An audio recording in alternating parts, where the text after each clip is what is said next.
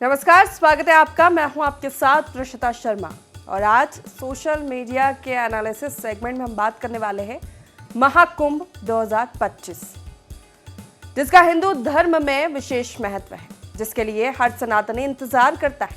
और ऐसी मान्यता है कि महाकुंभ में स्नान करने से मोक्ष की प्राप्ति होती है। साल 2025 का महाकुंभ प्रयागराज में हो रहा है, जिसमें लगभग 40 करोड़ श्रद्धालुओं के शामिल होने की संभावना है। संगम नगरी में कुंभ मेला 13 जनवरी 2025 से शुरू होगा, जो 26 फरवरी 2025 तक चलेगा। आपको बता दें कि 45 दिन तक चलने वाले कुंभ स्नान का हिंदू धर्म में बड़ा महत्व है। पौराणिक कथाओं के अनुसार समुद्र मंथन के दौरान कलश से निकला अमृत 12 जगहों पर गिरा था, जिसमें 4 स्थान धरती पर, प्रयागराज, हरिद्वार, उज्जैन और नासिक, बाकी 8 स्वर्ग में थे। माना जाता है कि अमृत की बूंदें प्रयागराज के संगम, उज्जैन की शिप्रा, हरिद्वार की गंगा और नासिक की गोदावरी नदी में गिरी थी। इसी कारण हर 12 साल में इन नदियों के किनारे कुंभ मेले का आयोजन किया जाता है। आपको बताते हैं कि कैसे इनकी तारीखें और समय तय होता है। महाकुंभ का आयोजन स्थान ज्योतिष गणनाओं के आधार पर तय होता है, जिसमें ग्रहों की दिशा और दशा का विशेष महत्व है। हरिद्वार से लेकर नासिक में लगने वाले कुंभ में ग्रहों की स्थिति को देखा जाता है। समझिए कैसे। हरिद्वार में कब लगता है कुंभ? हरिद्वार में कुंभ तब लगता है जब बृहस्पति कुंभ राशि में हो और सूर्य मेष राशि में गोचर कर रहे होते हैं। वहीं प्रयागराज जब सूर्य मकर राशि में और गुरु वृष राशि में होता है, तो ये कुंभ मेला प्रयागराज में लगता है। जबकि नासिक में आयोजन तब होता है जब गुरु सिंह राशि में गोचर करते हैं। उज्जैन में ऐसे ही जब बृहस्पति ग्रह सिंह राशि में हो और सूर्य मेष राशि में हो, तो कुंभ का आयोजन उज्जैन में किया जाता है।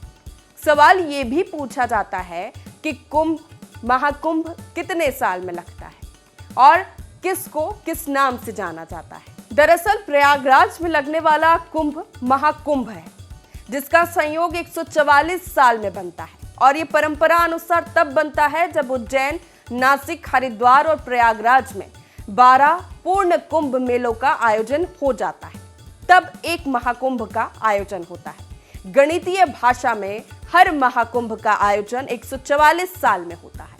हिंदू धर्म के अनुयायियों का मानना है कि कुंभ मेले में स्नान करने से सारे पापों से मुक्ति मिलती है और मोक्ष की प्राप्ति होती है।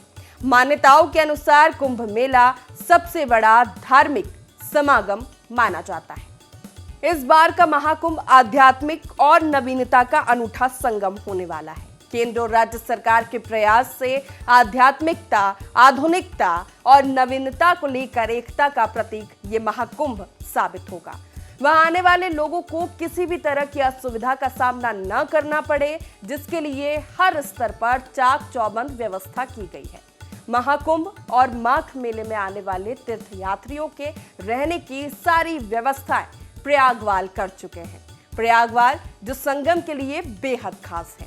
प्रयागराज की धार्मिक परंपराओं में प्रयाग वालों का अहम योगदान रहा है। सदियों से ये तीर्थ गुरु के रूप में पूजे जाते रहे हैं और धार्मिक अनुष्ठानों का संचालन करते आए हैं। एक समूह के रूप में रहने के कारण इन्हें प्रयागवाल कहा गया है। प्रयागराज के पंडों के पास देश विदेश में रहने वाले भारतीयों के पूरे परिवार का 500 साल पुराना रिकॉर्ड होता है। बस कुछ ही दिनों में प्रयागराज महाकुंभ की मेजबानी करेगा। ये वे समय है जब जिला प्रशासन और सरकारी अधिकारी उन पर्यटकों के लिए पूरी तैयारी करेंगे जो प्रयागराज की इस पवित्र यात्रा पर आ रहे हैं। ये कुंभ मेला 2025 और भी खास होगा, क्योंकि ये 4000 हेक्टेयर में फैला है। प्रयागराज में 2019 कुंभ मेले की तुलना में क्षेत्रफल में वृद्धि हुई है, जो 3200 हेक्टेयर था। लेकिन महाकुंभ 2025 के बारे में और भी कई दिलचस्प बातें हैं जो उतनी ही खास है। अब हमारी स्क्रीन पर आप जो पढ़ेंगे उससे महाकुंभ 2025 के बारे में कई आश्चर्यजनक तथ्य सामने आएंगे। महाकुंभ 2025 सर्व सिद्धिप्रद कुंभ। जी हाँ, कुंभ मेला 2025 के लोगों पर ये टैगलाइन है, सर्व सिद्धिप्रद कुंभ है। महाकुंभ इतना बड़ा आयोजन है कि अंतरिक्ष यात्री भी श्रद्धालुओं की भीड़ को देख सकते हैं। कुंभ मेले 2025 में 40 करोड़ पर्यटकों के भाग लेने की उम्मीद जताई जा रही है। कुंभ मेले का मुख्य आकर्षण नागा साधु, जो कुंभ मेला मैदान में भजन, कीर्तन और ध्यान करेंगे। कुंभ मेले में किन्नर अखाड़े के अनुयायी भी खास आकर्षण रहेंगे। 2025 कुंभ मेले में अन्य प्रमुख आकर्षण दांडी सन्यासी, अखाड़ों के महामंडलेश्वर, योगी और वैष्णव संत होंगे। कल्पवासी पूजा का अनोखा समारोह, जिसमें कल्पवासी पवित्र भजन गाते हैं और रेत में धूनी या अगरबत्ती जलाते हैं। कुंभ मेले में 13 अखाड़े भाग लेंगे और उनके 15 लाख अनुयायी कुंभ मेला मैदान में तंबुओं में डेरा डालेंगे। अक्षयवट वृक्ष एक बहुत पुराना अंजीर का पेड़ है, जो प्रयागराज का मुख्य आकर्षण भी है। ये वृक्ष हिंदुओं के लिए अत्यंत पवित्र वृक्ष है और इसका उल्लेख हिंदू धर्म ग्रंथों में भी मिलता है। भारद्वाज आश्रम भी एक प्रमुख पर्यटन आकर्षण केंद्र है, जिसे आप कुंभ मेला 2025 के दौरान देख सकते हैं। द्वादश माधव मंदिर भी प्रयागराज के प्रमुख मंदिरों में से एक है। कुंभ की शुरुआत से पहले इन सभी का जीर्णोद्धार किया गया है। चलिए अब आपकी सुविधा के लिए महाकुंभ में होने वाले स्नान की जानकारी आपको दे देते हैं, जिन तारीखों का आपको विशेष ध्यान रखना है। सोमवार 13 जनवरी 2025 पौष पूर्णिमा, मंगलवार 14 जनवरी 2025 मकर संक्रांति शाही स्नान, बुधवार 29 जनवरी 2025 मौनी अमावस्या शाही स्नान, सोमवार 3 फरवरी 2025 बसंत पंचमी शाही स्नान, बुधवार 12 फरवरी 2025 माघी पूर्णिमा शाही स्नान, बुधवार 26 फरवरी 2025 महाशिवरात्रि। उत्तर प्रदेश के सीएम योगी आदित्यनाथ महाकुंभ की तैयारियों का लगातार जायजा ले रहे हैं। किसी भी कोने में कोई भी कमी जिम्मेदारों की नजरों से नहीं बचेगी। सुरक्षा को लेकर बहुत ही महत्वपूर्ण इंतजाम किए गए हैं। देखिए किस तरह से बिछाया गया सुरक्षा चक्रव्यूह। सुरक्षा चक्रव्यूह को लेकर 7 चक्र बनाए गए हैं, जो पूरी तरह से अभेद है। आने जाने वालों पर नजर रखने के लिए पुलिस बल तैनात, अलग अलग सुरक्षा चक्र में कमांडोज की भी तैनाती की गई है। गहरे पानी में डूबने से बचाने के लिए वाटर रोबोट का इस्तेमाल किया गया। कुंभ मेले की सुरक्षा के कड़े इंतजाम किए गए हैं। अलग अलग चौकियां और सेक्टर बांटे गए हैं। इंग्लैंड और अमेरिकी नस्ल के घोड़े भी मंगवाए गए हैं। घोड़ों को खास तरीके से अस्तबल में प्रशिक्षण दिया जा रहा है। पानी में उतर जाए ऐसी ट्रेनिंग दी जा रही है। महाकुंभ को लेकर प्रयागराज में अलग अलग रंग और नजारे दिखाई पड़ रहे हैं। संगम के बीच संगीत की महफिल और मां गंगा की स्तुति कुंभ की भव्यता को और बढ़ा रही है। यहाँ महाकुंभ का एक और अध्याय धर्म युद्ध, जो इसकी तैयारियों से ही जुड़ गया। या कहें कि महाकुंभ 2025 इस धर्म युद्ध के लिए भी जाना जाएगा। बताएंगे कैसे, लेकिन उसके पहले देखें कुछ तस्वीरें। उत्तर प्रदेश की राजनीति से शुरू हुआ और फिर धीरे धीरे पूरे देश में गूंजा मुख्यमंत्री योगी आदित्यनाथ का नारा, बटेंगे तो कटेंगे। ये राजनीति और धर्म युद्ध दोनों से अछूता नहीं रहा। ये नारा दिया हिंदुओं की एकता को लेकर, जिसकी गूंज महाकुंभ में भी सुनाई दी। राजनीति से शुरू हुआ, जिसको समर्थन मिला धर्म गुरुओं का, शंकराचार्यों का, फिर महाकुंभ में शामिल होने वाले अलग अलग अखाड़ों से भी आवाजें आने लगी कि ये महाकुंभ सनातन धर्म का है, हिंदुओं का है, सनातनियों का है। इसमें गैर सनातनियों को आने का कोई हक नहीं। ये सिलसिला इतनी तेजी से बढ़ा कि पहले गैर सनातनियों के महाकुंभ में शामिल होने पर रोक, फिर मुस्लिमों के वहां दुकान लगाने पर बैन, फिर मुस्लिम ड्राइवरों की एंट्री पर भी बैन। साफ फरमान है कि जो हिंदू नहीं है वो नहीं आएगा।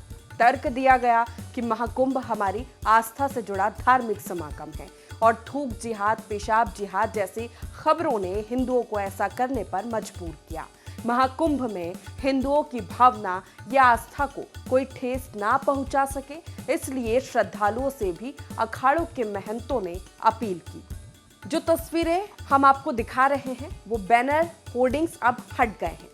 हालांकि सवाल ये भी कि महाकुंभ जैसे बड़े धार्मिक आयोजन में ऐसे विवादित संदेश दिए जा रहे हैं।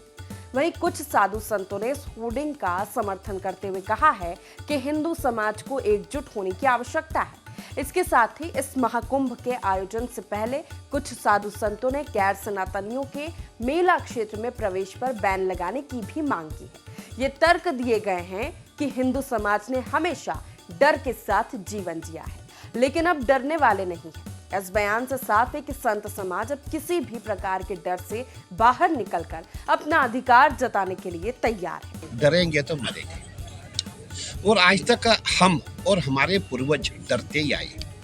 आज अब जो मंदिरों की मस्जिदें बनी है, हम लोग डर गए थे और आज भी हम डर रहे हैं, और हमारे बड़े बड़े लोग हमें डराना चाहते हैं।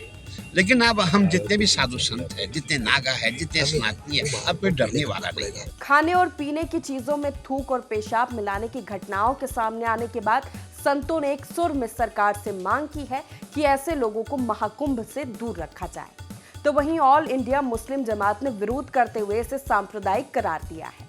वहीं योगी सरकार से ऐसे बयानों पर कार्रवाई की भी मांग की है।